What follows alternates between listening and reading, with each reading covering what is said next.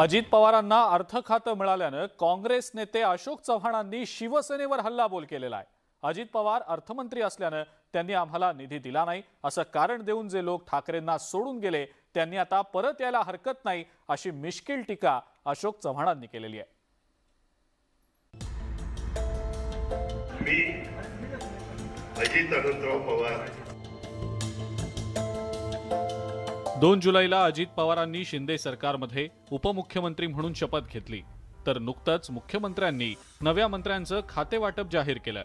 त्यामध्ये अजित पवारांकडे अर्थ खात्याची जबाबदारी सोपवण्यात आलेली आहे, पण आता त्यावरून राजकारण सुरू झालंय।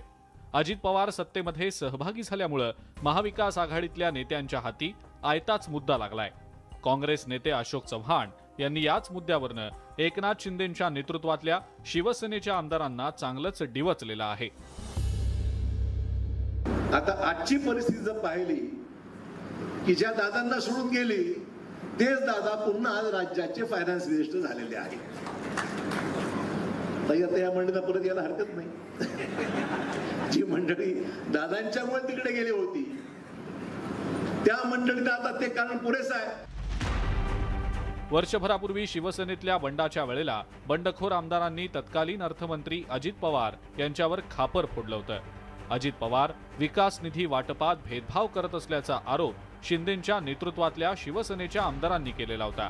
पण आता तेच अजित पवार शिंदे सरकारमध्ये सुद्धा अर्थमंत्री झाल्यामुळे सत्ताधारी शिवसेना आमदारांची चांगलीच कोंडी झालेली आहे।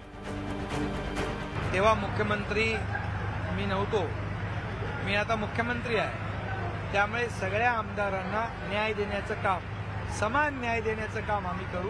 कुणालाही चिंता करण्याची आवश्यकता नाही। अजितदादांना देखील प्रशासनाचा अनुभव आहे, त्यामुळे नक्की आणि मुख्यमंत्री म्हणून सर्वांना सोबत घेऊन सर्वांना न्याय देण्याचं काम नक्की केलं जाईल। अजित पवार सत्तेमध्ये सहभागी झाल्यामुळे राज्यामध्ये नवं राजकीय समीकरण तयार झालंय।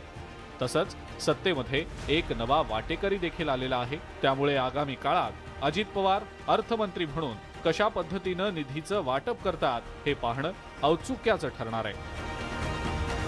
Bureau report, news 18 Lokmat. Ajit पवारांच्या बंडानं शरद पवारांची राष्ट्रवादी दुभंगलेली आहे आणि यानंतर